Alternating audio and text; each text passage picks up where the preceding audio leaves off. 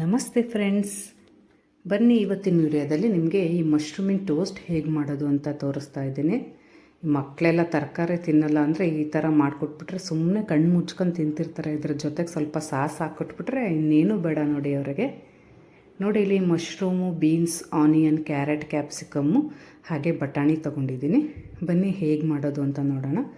ಮೊದಲಿಗೆ ಒಂದು ಪ್ಯಾನ್ ತೊಗೊಂಡು ಅದಕ್ಕೆ ಸ್ವಲ್ಪ ಎಣ್ಣೆ ಹಾಕ್ಕೊಳ್ಳೋಣ.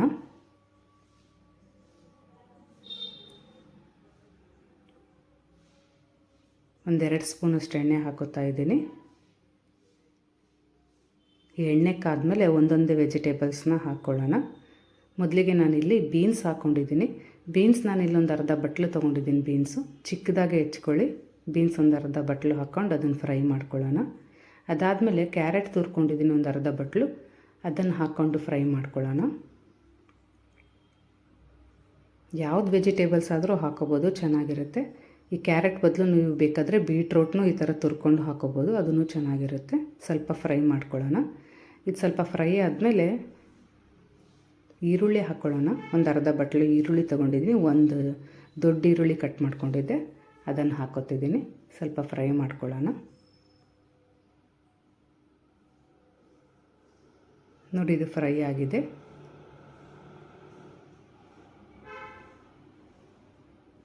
ಇವಾಗ ಮಶ್ರೂಮ್ ಹಾಕೋತಾ ಇದ್ದೀನಿ. ಮಶ್ರೂಮ್ ಒಂದು ಬಟ್ಲು ಆಗಿದೆ ಅನಿಸುತ್ತೆ. ಇದು ಚಿಕ್ಕದಾಗಿ ಕಟ್ ಮಾಡ್ಕೊಳ್ಳೋಣ. ಬೇಗ ಫ್ರೈ ಆಗುತ್ತೆ, ಅದಕ್ಕೆ ಲಾಸ್ಟಿಗೆ ಹಾಕ್ಕೊಳ್ಳೋಣ. ಮಶ್ರೂಮ್ ಹಾಕ್ಕೊಂಡು ಸ್ವಲ್ಪ ಅದನ್ನು ಫ್ರೈ ಮಾಡ್ಕೊಳ್ಳೋಣ.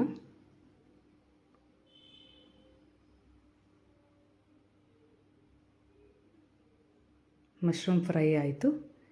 ಇವಾಗ ಈ ಕ್ಯಾಪ್ಸಿಕಮ್ ಹಾಕೋತಾ ಇದ್ದೀನಿ. ಕ್ಯಾಪ್ಸಿಕಮ್ ಒಂದು 1/4 ಬಟ್ಲ ತೊಗೊಂಡಿದ್ದೀನಿ. ಹಾಗೆ ಅದ್ರ ಜೊತೆಗೆ ಬಟಾಣಿ ಒಂದು ಸ್ವಲ್ಪ ಹಾಕೋತಾ ಇದ್ದೀನಿ. ಸ್ವಲ್ಪ ಇತ್ತು ಬಟಾಣಿ, ಅಷ್ಟೇ ಹಾಕೋತಾ ಇದ್ದೀನಿ. ಹಾಕ್ಕೊಂಡು ಫ್ರೈ ಮಾಡ್ಕೊಳ್ಳೋಣ.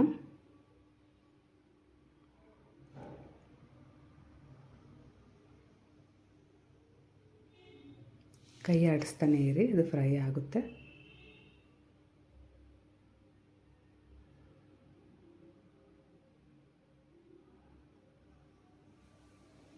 ಈ ಸ್ನ್ಯಾಕ್ಸಿಗೆಲ್ಲ ಮಕ್ಕಳಿಗೆ ಮಾಡಿಕೊಟ್ರೆ ಸೂಪರಾಗಿರುತ್ತೆ ಇದು. ಬನ್ನಿ, ಇದಕ್ಕೆ ನಾನು ಒಂದು ಟೊಮೊಟೊ ತೊಗೊಂಡಿದ್ದೀನಿ, ಒಂದು ಬಟ್ಲಾಗೋಷ್ಟು. ಒಂದು ಟೊಮೊಟೊ ಹಾಕ್ಕೊಳ್ಳಿ ಸಾಕು. ದೊಡ್ಡದೊಂದು ಟೊಮೊಟೊ ಹಾಕ್ಕೊಂಡಿದ್ದೀನಿ. ಅದನ್ನು ಹಾಕ್ಕೊಂಡು ಅದನ್ನು ಕಲಿಸ್ಕೊಳ್ಳೋಣ. ಸಂಜೆ ಟೈಮಲ್ಲಿ ಈ ಥರ ಸ್ನ್ಯಾಕ್ಸ್ ಮಾಡಿಕೊಟ್ರೆ ಮಕ್ಕಳಿಗೆ ತುಂಬ ಚೆನ್ನಾಗಿರುತ್ತೆ, ಹೆಲ್ತಿನೂ ಇರುತ್ತೆ ಇದು. ಇದಕ್ಕೆ ನಾನು ಒಂದು ಸ್ಪೂನಷ್ಟು ಉಪ್ಪು ಹಾಕೋತಾ ಇದ್ದೀನಿ.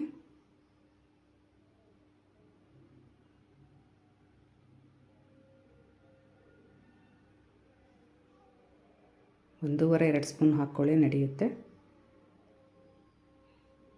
ಹಾಗೆ ಒಂದು ಸ್ಪೂನಷ್ಟು ಅಚ್ಚಕಾರದ ಪುಡಿ ಹಾಕೋತಾ ಇದ್ದೀನಿ. ಹಾಗೆ ಒಂದು 1/4 ಸ್ಪೂನಷ್ಟು ಅರಿಶಿಣ ಹಾಕೋತಾ ಇದ್ದೀನಿ. ಹಾಗೆ ಗರಂ ಮಸಾಲ 1 ಸ್ಪೂನ್ ಹಾಕೋತಾ ಇದ್ದೀನಿ. ಹಾಕ್ಕೊಂಡು ಅದನ್ನು ಕಲಿಸ್ಕೊಳ್ಳೋಣ. ಮಸಾಲೆ ಎಲ್ಲ ಅದಕ್ಕೆಲ್ಲ ಮಿಂಗಲ್ ಆಗಲಿ ಅದು.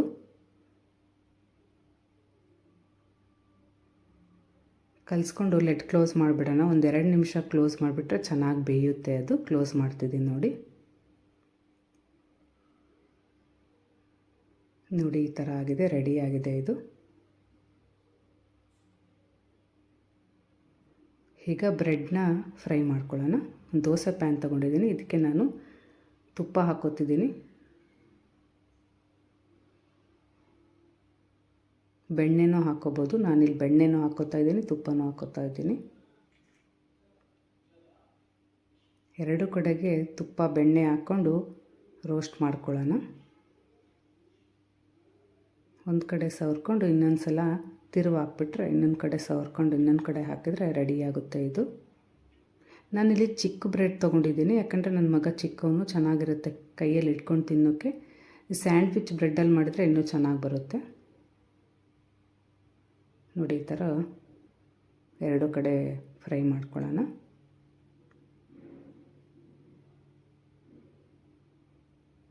ಇದಾಗಿದೆ. ಇವಾಗ ಫಿಲ್ಲಿಂಗ್ಸ್ ಮಾಡ್ಕೊಳ್ಳೋಣ. ನೋಡಿ, ಈ ಥರ ಫಿಲ್ ಮಾಡಿಕೊಂಡ್ರೆ ಈ ಥರ ರೆಡಿಯಾಗುತ್ತೆ. ತುಂಬ ಚೆನ್ನಾಗಿರುತ್ತೆ.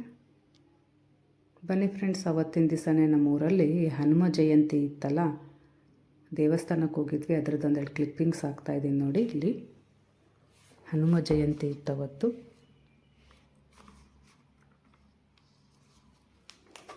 ಬುದ್ಧಿರ್ಬಲಂ ಯಶೋಧೈರ್ಯಂ ನಿರ್ಭಯತ್ವಂ ಅರೋಗತ ಅಜಾಡ್ಯಂ ವಾಕ್ಪಟುತ್ವಂ ಚ ಹನುಮತ್ ಸ್ಮರಣಾತ್ ಭವೇತ್. ಅಲಂಕಾರ ಎಲ್ಲ ತುಂಬ ಚೆನ್ನಾಗಿ ಮಾಡಿದರು ನೋಡಿ, ಚೆನ್ನಾಗಿದೆ.